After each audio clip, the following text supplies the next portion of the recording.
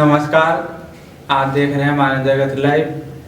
मैं हूं पारस सिंह और आज का हमारा जो विषय है वो है हिंडनबर्ग की रिपोर्ट ने हिलाया अडानी का साम्राज्य।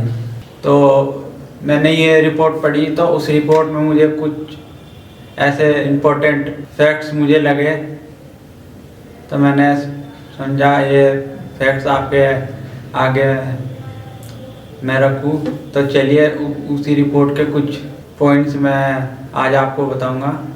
तो जब इस रिपोर्ट को हम खोलते हैं तो इस रिपोर्ट में जो हेडिंग है वो है अडानी समूह कैसे दुनिया का तीसरा सबसे अमीर आदमी, कारपोरेट इतिहास में सबसे बड़ा घोटाला कर रहा। तो इस हेडिंग के नाम से उन्होंने ये रिपोर्ट जो है वो पब्लिश करी है उन्होंने। उसके बाद उससे नीचे जब हम जाते हैं, इसके बाद जब हम आगे बढ़ते हैं तो इसमें कंपनी ने बताया है कि उन्हें ये रिपोर्ट बनाने में 2 साल लगे हैं और इस बात का सबूत पेश करते हुए 17.8 ट्रिलियन रुपये और 21.8 बिलियन अमेरिकी डॉलर का भारतीय समूह अडानी समूह दशकों से एक बेस फ्रॉम स्टॉक कोई कंपनी है ये, वहाँ पे हेराफेर और लेखा जोखा धोखाधड़ी योजना में लगा हुआ है। ये एक कंपनी है बेस स्टॉक के नाम से, कोई कंपनी है जिसमें ये हेराफेर करते थे, धोखाधड़ी करते थे। उसके बाद इसमें कंपनी बताती है कि हमारे शोध में अडानी समूह के जो पूर्व वरिष्ठ अधिकारी हैं वो सहित दर्जन व्यक्तियों के साथ उन्होंने इसमें बात करी है। हजारों दस्तावेजों की समीक्षा कर उन्होंने इसमें जो है वो करी है और लगभग आधा दर्जन देशों में उन्होंने परिश्रम स्थल का जो है वो दौरा उन्होंने किया है।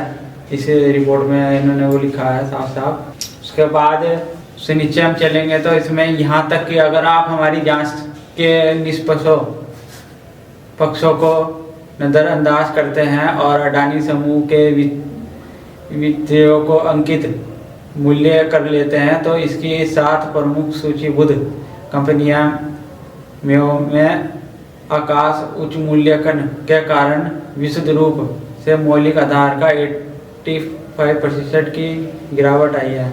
इसमें उन्होंने बताया कि हमारी जांच के निष्कर्षों के नज़रअंदाज करते हुए अडानी समूह के जो 7 प्रमुख सूचीबद्ध कंपनियां हैं उनमें 85% तक जो है वो गिरावट आई है। उसके बाद उन्होंने बताया कि अडानी की जो प्रमुख कंपनियां हैं पर्याप्त ऋण लिया है, जिसमें ऋण के लिए अपने बढ़े हुए स्टॉक के शेयरों को गिरवी रखना शामिल है। उन्होंने बताया कि इसमें जो बढ़ते हुए जो अडानी के जो स्टॉक्स हैं उसकी गिरवी भी इसमें वो शामिल है इस रिपोर्ट में, जिसमें पूरे समूह को निश्चित वित्तीय स्थिति में डाला दिया गया है। 7 प्रमुख सूचीबद्ध कंपनियां हैं अडानी की, उसमें से 5 ने एक से नीचे, उसमें से जो 5 है उसमें 5 कंपनियां जो है उनमें से एक से नीचे वर्तमान अनुपात जो है उसका दर्ज किया गया है, जो निकट अवधि के तुरंताल दबाव को दर्शाता है। इसके बाद उससे नीचे अगर हम चलते हैं तो इसमें समूह के बहुत शीर्ष रैंक और 22 में से 8 प्रमुख जो नेता हैं और अडानी परिवार के सदस्य वो भी इसमें शामिल हैं, जो एक गतिशील है जो समूह की वित्तीय और महत्वपूर्ण निर्णयों को कुछ के हाथों में रखता है। तो इसमें उन्होंने बताया कि महत्वपूर्ण निर्णयों को वो कुछ जो मेन कंपनी के जो लीडर हैं उनके हाथ में रखता है। और उसके बाद एक पूर्व कर्मचारी ने अडानी समूह को एक पारिवारिक व्यवसाय के रूप में वर्णित किया है। ये कोई पूर्व कर्मचारी है तो उसने अडानी समूह को एक पारिवारिक व्यवसाय बताया है इसमें। उसके बाद अडानी समूह के पहले 4 प्रमुख सरकारी धोखाधड़ी जांचों का भी इसमें उल्लेख हुआ है रिपोर्ट में, जिसमें मनी लॉन्ड्रिंग, करदाताओं के धन की चोरी, भ्रष्टाचार आरोप लगाया गया है, जिसकी कुल कीमत 17 बिलियन अमेरिकी डॉलर है। अडानी परिवार के सदस्यों ने कथित रूप से मॉरिशस और यूएस और कैरेबियन द्वीप समूह जैसे टैक्स हेवन क्षेत्रों में अपतटीय सेल जो है वो उन्होंने करी है। उसके बाद इसमें उनके इस परिवार में उनके जो छोटे भाई हैं और बहनों है, उसके बारे में भी इस रिपोर्ट में बताया गया है। गौतम अडानी के छोटे भाई राजेश अडानी उनके छोटे भाई हैं। उन पर राजस्व खुफिया निदेशालय DRI द्वारा 2004 और 2005 में एक आसपास हीरा व्यापारी ये हीरा व्यापारी थे, ये हीरा आयात करते थे। निर्यात योजना में केंद्रीय भूमिका निभाने का आरोप लगाया गया था 2004 और 2005 में। इस रिपोर्ट में लिखा हुआ है, कथित योजना के कृत्रिम कारोबार उत्पन्न करने के लिए अपतटीय सेल संस्थाओं का उपयोग इसमें जो है वो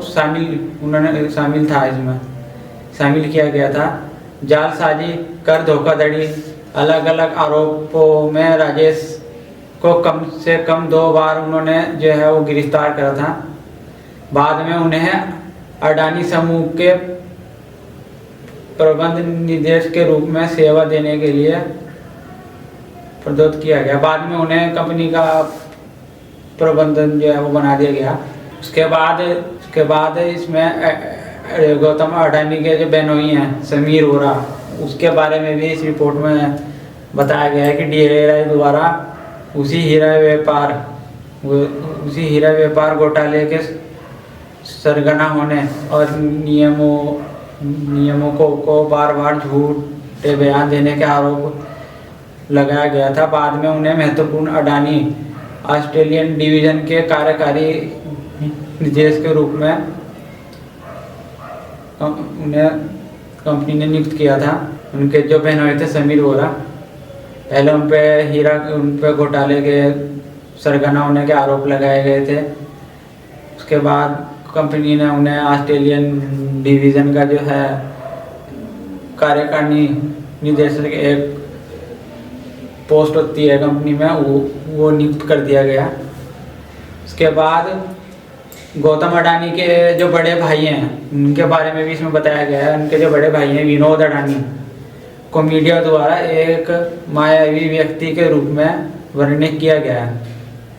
वह नियमित रूप से अडानी में सरकार की जांच के केंद्र में पाया गया है, जो कि धोखाधड़ी की सुविधा के लिए इस्तेमाल किए जाने वाली अपतटीय संस्थाओं के नेटवर्क के प्रबंधन में कथित भूमिका के लिए है। तो इसमें बताया गया है जो उनके बड़े भाई हैं विनोद अडानी, उन्हें इसमें मुख्य वो पाया गया है, क्या बोलते हैं, धोखाधड़ी सुविधा इस्तेमाल जाने वाली तटपटीय संस्थाओं के नेटवर्क प्रबंधन के रूप में कथित भूमिका में उन्हें पाया गया है। इसमें कि उनकी ज़्यादा भूमिका थी। इसमें उन्हें एक मायावी व्यक्ति बताया गया है इसमें इस रिपोर्ट में। उसके बाद कंपनी ने इसमें लिखा है हमारे शोध में, जिसमें संपूर्ण मॉरिशस कॉर्पोरेट रजिस्टर डाउनलोड करना और सूचीबद्ध करना शामिल है, और खुलासा किया है कि वह विनोद अडानी के कई कारोबारी सहयोगियों के। उसके बाद इसमें बताया गया है कि हमारे शोध में, जिसमें संपूर्ण मॉरिशस कॉर्पोरेट रजिस्ट्री को डाउनलोड करना और सूचीबद्ध करना ये इसमें शामिल हैं। और उन्होंने खुलासा कराया कि विनोद अडानी जो गौतम अडानी के बड़े भाई हैं कि कई कारोबारी सहयोगियों के माध्यम से अपतटीय सेल संस्थाओं की एक विशाल भूल भुलैया का प्रबंधन करते थे वो। उसके बाद उन्होंने बताया कि हमने विनोद अडानी और करीबी सहयोगियों द्वारा नियंत्रित 38 मॉरिशस सेल संस्थाओं की पहचान की है। ऐसी 38 मॉरिशस सेल है जिसकी उन्होंने पहचान करी है, और उसके बाद हमने ऐसे संस्थाओं की पहचान की है जो साइप्रस, यूएस, सिंगापुर और कई कारोबारी द्वीपों में विनोद अडानी द्वारा गुप्त रूप से जो है वहाँ पे नियंत्रित किया गया था, गुप्त रूप से बिना किसी को बताए। उसके बाद उन्होंने उनके जो बड़े भाई हैं विनोद अडानी, उनसे जुड़ी संस्थाओं के संचालन के कई स्पष्ट संकेत नहीं हैं, मतलब उसमें कहीं स्पष्ट रूप से नहीं बताया गया है कि वो कौन सी कंपनी का संचालन करते थे। वो सब चीज़ कंपनी ने से गुप्त रखा है, जिसमें कोई कर्मचारी रिपोर्ट नहीं किया गया, उसमें कोई कर्मचारी भी नहीं पाया गया और उसका कोई फ़ोन नंबर भी नहीं है उस कंपनी का, और कोई सार्थक ऑनलाइन उपस्थिति भी नहीं है उसकी। इसके बावजूद उन्होंने सामूहिक रूप से अरब डॉलर भारतीय अडानी में सार्वजनिक रूप से सूचीबद्ध और निजी संस्थाओं में स्थानित किए हैं, अक्सर सौदों की संबंधित पार्टी प्रकृति के आवश्यक प्रकटीकरण के बिना। तो इसमें बताया गया है कि इसके बावजूद उन्होंने इतना अरब डॉलर का कारोबार कैसे करा, जिसमें ना तो कोई कर्मचारी है, ना ऑनलाइन उनकी कोई ना फ़ोन नंबर है, ना ऑनलाइन उनके कोई कंपनी का पता है। तो ये भी जांच का विषय है कि इन्होंने कैसे बिना किसी कर्मचारी, बिना फ़ोन नंबर और बिना इंटरनेट के उपस्थिति के कैसे इतना अरब डॉलर का कारोबार करा। उसके बाद उन्होंने बताया हमने कुछ शेयर संस्थाओं के प्रकृति को ढकने के लिए डिजाइन किए गए अल्प विकसित प्रयासों को उजागर किया है। उसके बाद उन्होंने बताया कि हमने कुछ शेयर संस्थाओं को प्रकृति को ढकने के लिए डिजाइन किए गए अल्प विकसित प्रयासों को भी उजागर किया है। उदाहरण के लिए उन्होंने विनोद अडानी से जुड़ी जो संस्थाएं हैं उनमें 13 वेबसाइट उन्होंने बनाई थी, तो कई संगीत रूप में एक दिन में बनाए गए थे। उसके बाद केवल स्टॉक फोटो ही विशेषता थी, यानी सिर्फ एक वहाँ पे फ़ोटो थी, उसके अलावा कुछ उन्होंने डिटेल कुछ उसमें उन्होंने जो है वो नहीं दी, उन्होंने नहीं शो किया था। और कोई वास्तविक कर्मचारी भी नहीं था उसमें, और विदेश में खपत और वाणिज्यिक उपस्थिति जैसे निरर्थक सेवाओं के समान सेट को सूचीबद्ध करता था। तो इसमें इन्होंने बताया कि 13 वेबसाइट थी, उसमें सिर्फ एक फ़ोटो लगी हुई थी, कोई कर्मचारी नहीं था, कोई फ़ोन नंबर नहीं था, और विदेश में वो कैसे खपत करते थे वो, और निरर्थक सेवा का समान सेट सूचीबद्ध ये करते थे वो। तो इसमें बताया गया कि जब कोई कर्मचारी नहीं है वहाँ पे, तो फ़ोटो लगा रखी है, सिर्फ जो उसका मालिक है स्टॉक का जो भी है उसकी फ़ोटो लगा रखी है। तो ये भी जांच का विषय है कि कैसे उन्होंने इन साइटों के माध्यम से कैसे व्यापार करा, ये भी बहुत जांच का विषय है। इसमें भी गवर्नमेंट को जांच करनी चाहिए। उसके बाद बताया कि विनोद अडानी के गोले वित्तीय स्वास्थ्य और साल व्यक्ति की उपस्थिति के बनाए रखने के लिए सूचीबद्ध कंपनियों की बैलेंस शीट पर एक स्टॉक पार्किंग कंपनी की उपस्थिति बनाने के लिए उन्होंने क्या करा, कंपनी की जो बैलेंस शीट थी उसमें एक स्टॉक पार्किंग और स्टॉक हेरफेर में 2 और अडानी की निजी कंपनियों के माध्यम से मनी लॉन्ड्रिंग सहित कई कार्यों को करते थे। तो उपस्थिति दिखाने के लिए कि ये कंपनी काम कर रही है, तो वो स्टॉक पार्किंग कर देते थे उसमें एक, और 2 जो अडानी की कंपनी थी उसके साथ वो हेरफेर करते थे।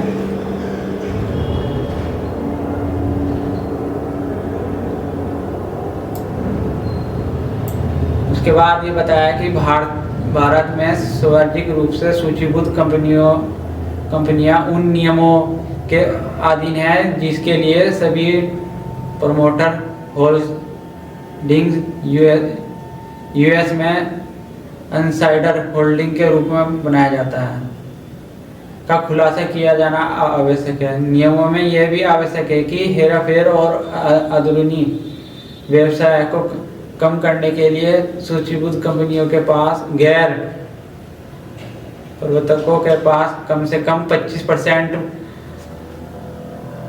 फ्लोट जो है वो होने चाहिए। कंपनी की सूचीबद्ध कंपनी के पास गैर प्रवर्तकों के पास जो है कम से कम 25 फ्लोट होने चाहिए अंदरूनी व्यापार करने के लिए। उनके पास 25% जो है वो फ्लोट होने चाहिए। अडानी की सूचीबद्ध कंपनियों में से 4 उच्च प्रवृत्ति के कारण डिलिस्टिंग सीमा पर है। तो ये ऐसा कंपनी इसमें बताया है रिपोर्ट में कि कम से कम 25 फ्लोट होने चाहिए अगर आपको अंदरूनी व्यापार करना है। तो हेराफेरी के सूचीबद्ध कंपनियों के पास गैर जो उसके प्रवर्तकों के 25 फ्लोट होने चाहिए।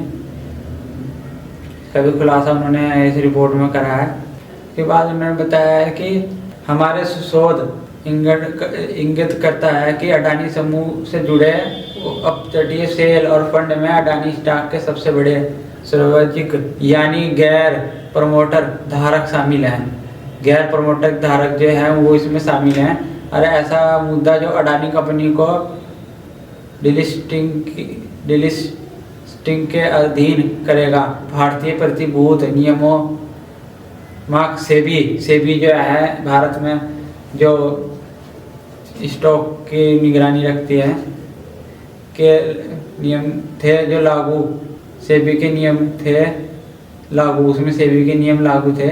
भारतीय प्रतिभूति नियामक सेबी के नियम उसमें लागू थे। कथित सार्वजनिक फंडों में से कई जो प्रमुख अनियमितताओं को प्रदर्शित करते हैं, जैसे कि एक मॉरिशस या अपतटीय संस्थाएं अक्सर गोले 2 नियामक निर्देशकों के 3 के माध्यम से छिपाए गए लाभकारी स्वामित्व के साथ और कम से कम दायित्व के साथ लगभग विशेष रूप से पोर्टफोलियो रखते हैं। अडानी सूचीबद्ध कंपनियों में बताया गया जो सार्वजनिक फंड है उसमें कई प्रमुख अनियमितों के उन्होंने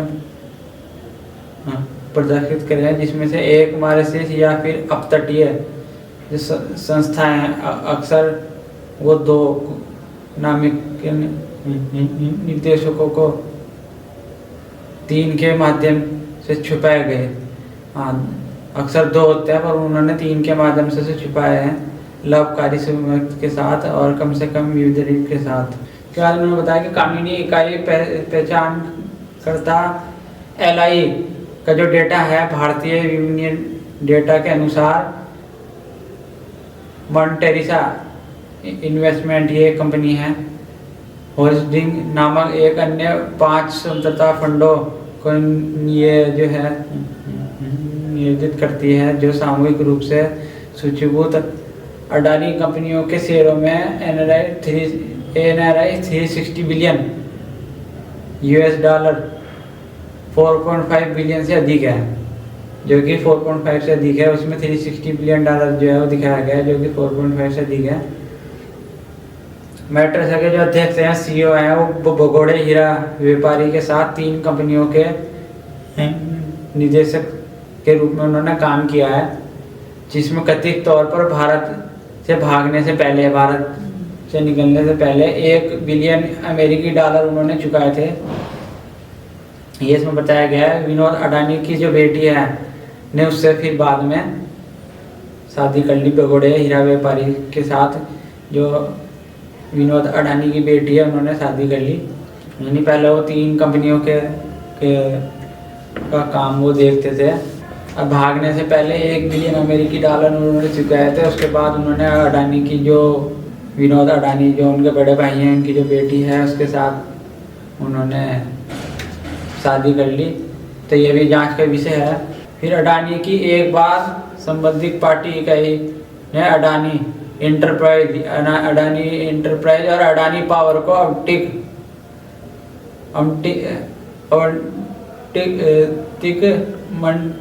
मॉन्टेरोसा फंडों में से एक में भारी निवेश किया, यानी उनमें से किसी एक कंपनी में उन्होंने एक फंड में उन्होंने भारी निवेश करा और कारपोरेट रिकॉर्ड के अनुसार अडानी समूह और संगीत अपतटीय फंडों के बीच एक स्पष्ट रेखा खींची। उसके बाद जून सितंबर 2021 तक न्यू लीना एंटरप्राइजेज नामक एक अन्य साइप्रस अतिरिक्त इकाई के पास, ये एक कंपनी है न्यू लीना एंटरप्राइजेज के पास अडानी ग्रीन एनर्जी के शेयर जो हैं वो $242 मिलियन से अधिक का स्वामित्व था, जिसमें इसके पोर्टफोलियो का 95% जो है वो शामिल था। संसदीय रिकॉर्ड बताते हैं कि अन्य अडानी सूचीबद्ध संस्थाओं का शेयरधारक था। तो अन्य जो रिकॉर्ड हैं वो बताते हैं कि अडानी उनका शेयरधारक था और अभी भी हो सकता है। तो इसमें ये बताया गया है कि जून और सितंबर 2021 में लूनियन एंटरप्राइज एक कंपनी है जिसका आधारिक इकाई जो है वो अडानी के पास ग्रीन एनर्जी के जो शेयर जो हैं $420 से वो अधिक हो गए थे, जो पोर्टफोलियो के मुताबिक 95% था। और हो सकता है कि अभी अडानी इसके मालिक हों, शेयरधारक हों अभी। तो ये भी जांच का विषय है। और न्यू लीना इनकॉर्पोरेशन सर्वश्रेष्ठ फार्म जो है एमकॉम द्वारा संचालित किया जाता था। एमकॉम एक कंपनी थी, उसके द्वारा इसे संचालित किया जाता था, जिसने अडानी को अपने अपतटीय इकाई नेटवर्क के विकास में सहायता करने के लिए बड़े पैमाने पर उन्होंने काम करा था। अडानी के साथ फायदा पहुँचाने के लिए एमकॉम ने कम से कम 7 अडानी प्रमोटर संस्थाओं का गठन किया, यानी 7 प्रमोटर उन्होंने संस्थाएं बनाई थी प्रमोट करने के लिए।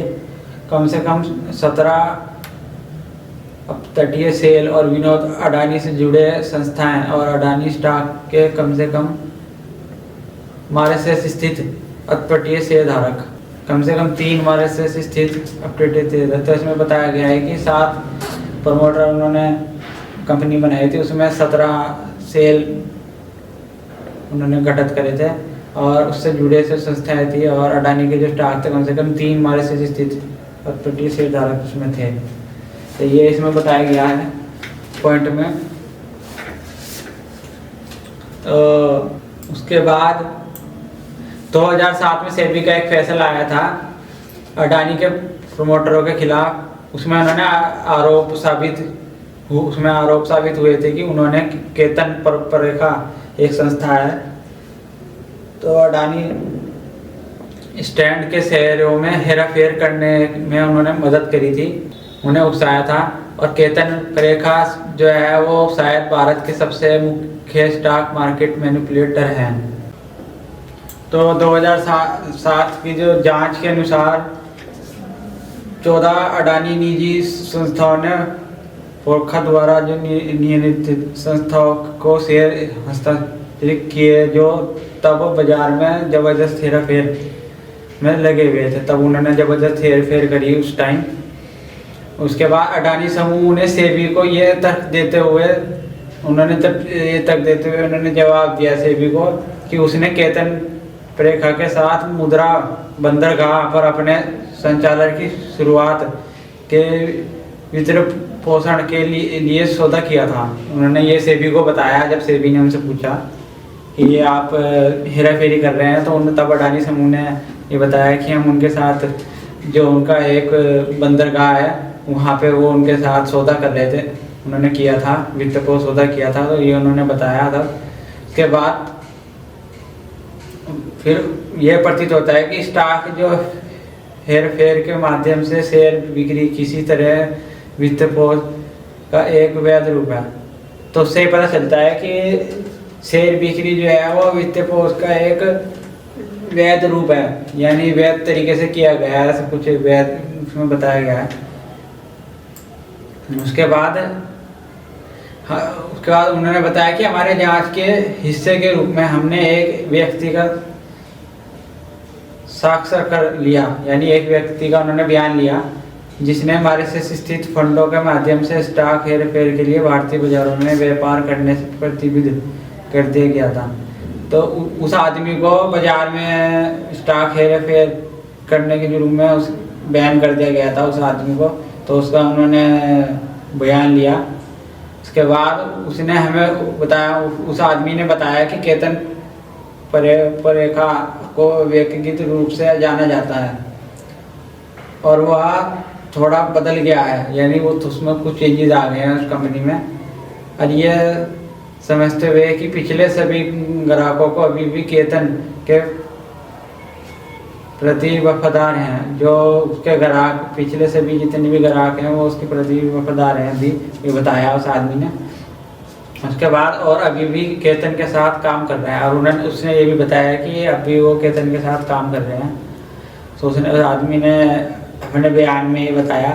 फिर स्टॉक को पार करने के लिए तत्पटीय पूंजी का उपयोग करने के अलावा हमने सूचीबद्ध सार्वजनिक अडानी कंपनियों को तत्पटीय निजी अडानी कंपनियों के माध्यम से पैसा भेजने के कई उदाहरण देखे। उसके बाद उन्होंने बताया कि हमने स्टॉक पार्क में तत्पटीय जो पूंजी है उसका उपयोग करने के अलावा उन्होंने अडानी कंपनी की जो निजी कंपनियां हैं उनमें पैसा भेजने का भी उदाहरण उन्होंने देखा जांच में।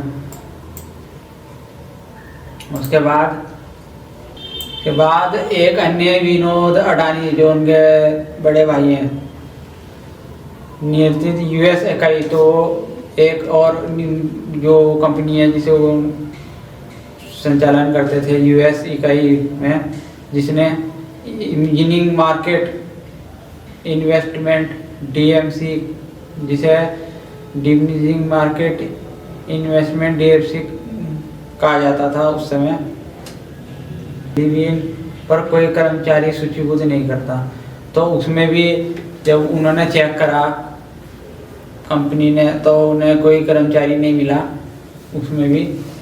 उसके बाद उसकी ऑनलाइन भी कोई उपस्थिति नहीं थी उस कंपनी की, और कोई ग्राहक या सौदे की भी घोषणा नहीं है उस कंपनी की। और ये पता चला है कि वो यूएस के अपार्टमेंट जो लिस्ट है उससे भी उस कंपनी को जो है बाहर कर दिया गया है, ये पता चला है इस रिपोर्ट में। और इसने अडानी पावर की सहायक कंपनी, जो अडानी पावर की सहायक कंपनी थी, उसे $1 बिलियन अमेरिकी डॉलर का कर्ज दिया था। जो उसकी सहायक कंपनी थी उसे उन्होंने फ़ायदा पहुंचाया था, विनोद अडानी की कंपनी ने, अडानी पावर की सहायक कंपनी थी, तो उसे उन्होंने फ़ायदा जो है वो पहुंचाया था। तो उसके बाद ऐसा लगता है कि तत्पटीय सेल नेटवर्क का इस्तेमाल कमाई के हेर फेर में होता था, ऐसा उसमें उन्हें लगता है। ऐसा जब जांच कर रहे थे तो उन्हें लगा कि कमाई के हेर फेर के लिए इसका इस्तेमाल किया जाता था। उदाहरण के लिए उन्होंने लेन देन की एक श्रृंखला का विवरण देते हैं जहां इन सौदों की संबंधी पार्टी प्रकटीकरण के बिना विनोद अडानी द्वारा नियंत्रित एक निजी सिंगापुर की एक निजी इकाई थी, तो वहाँ पे से संपत्ति स्थानांतरित की गई थी। जो संपत्ति है वो वहाँ पे उसे स्थानित उन्होंने करी थी। सिंगापुर की इकाई थी वो। उसके बाद एक बार एक निजी इकाई की जो पुस्तक थी, पुस्तकों पर जो है संपत्ति लगभग तुरंत खराब हो गई थी। उसकी जो संपत्ति है वो तभी के तभी उसमें लगभग खराब हो गई थी, ये इसमें बताया गया है रिपोर्ट में। और संभवतः सार्वजनिक इकाई को भौतिक अवलेखन और शुद्ध आय का नकारात्मक प्रभाव से बेचने को मदद मिली। तो इसमें ये बताया गया है कि उन्हें नकारात्मक तरीके से बेचने के लिए जो है वो मदद मिली। ये सब चीज़ें करने के बाद उन्हें नकारात्मक प्रभाव से सेल करने के लिए, बेचने के लिए अडानी समूह को मदद मिली। उसके बाद इन्होंने उसमें बताया कि अडानी समूह की स्पष्ट लेखन, जो उनकी स्पष्ट लेखन है, अनियमितताएं और अधूरा व्यवहार जो है उसमें वास्तव में गैर मौजूद वित्तीय निर्णयों द्वारा सक्षम प्रतीत होता है। तो उसमें ये इन्होंने बताया कि जो उनकी लेखन अनियमितताएं है उसमें अधूरा व्यवहार का पता चलता है मौजूदा जो वित्तीय निर्णय कोण द्वारा। तो उसमें गैर मौजूद जो वित्त है वो प्रतीत होता है, ये मैं बताया रिपोर्ट में। इसके बाद जो सूचीबद्ध कंपनी है अडानी की, उसमें मुख्य वित्तीय अधिकारी की जो भूमिका वो उसमें नियंत्रण कारोबार देखा गया है, उसमें ये इसमें बताया गया। इसके बाद उदाहरण के लिए उन्होंने जैसे अडानी इंटरप्राइजेस के पास 8 वर्षों के दौरान 5 मुख्य वित्तीय अधिकारी थे। उन्होंने एग्जाम्पल के तौर पे बताया है ये रिपोर्ट में, जो संभावित लेखन मुद्दों को इंगित करने का वाला एक प्रमुख लाल झंडा था। तो उन्होंने बताया कि उनके पास 5 प्रमुख अधिकारी थे जो इस मुद्दे को इंगित करते थे। मैंने इस रिपोर्ट में बताया कि 5 मुख्य अधिकारी इसे इंगित करने का काम करते थे। उसके बाद अडानी इंटरप्राइजेज और अडानी टोटल गैस के लिए स्वतंत्र ऑडिटर शाह धनराशि जो नामक एक छोटी सी फर्म है। ये ऑडिटर शाह धनराशि नामक के नाम से कंपनी है, ये छोटी सी फर्म है। लगता है कि शाह धनराशि की कोई मौजूदा वेबसाइट और इसकी भी कोई मौजूदा वेबसाइट नहीं है, उन्होंने ये बताया रिपोर्ट में। और वेबसाइट ऐतिहासिक अभिलेखों का पता चलता है, वेबसाइट से इसका इतिहास का पता चलता है। इसके 4 भागीदारी हैं, 11 कर्मचारी हैं जो थे, वो उसमें पता चला है कि 4 भागीदारी है, 11 कर्मचारी थे। रिकॉर्ड, उसके जो रिकॉर्ड हैं वो बताते हैं कि मासिक कार्यालय किराए में जो उसका मासिक किराया था वो 32,000 NRI था। और 2021 में $435 का भुगतान उन्हें करता है। और वो 2021 में जो है $435 का भुगतान करता है। और केवल अन्य सूचीबद्ध इकाई जो है, हमने पाया कि इसका ऑडिट जो है वो $640 बिलियन और $7.8 मिलियन का बाजार है। तो ये कुछ पॉइंट थे जो मैं पढ़ रहा था रिपोर्ट में, मुझे ये पॉइंट जो है इंटरेस्टिंग लगे तो मैंने सोचा चलो आप सबको ये पॉइंट बताए जाएं। तो मुझे इस रिपोर्ट में कुछ भी ऐसा गलत नहीं लगा और इस रिपोर्ट में खुल के सारी चीज़ें बताई गई हैं, जैसे उनके फैमिली के बारे में, उनके छोटे भाई और बड़े भाई, उनके बारे में क्या कारोबार करते थे, वो कंपनी अब चल रही है या नहीं चल रही है, तो उसमें सब बताया गया है।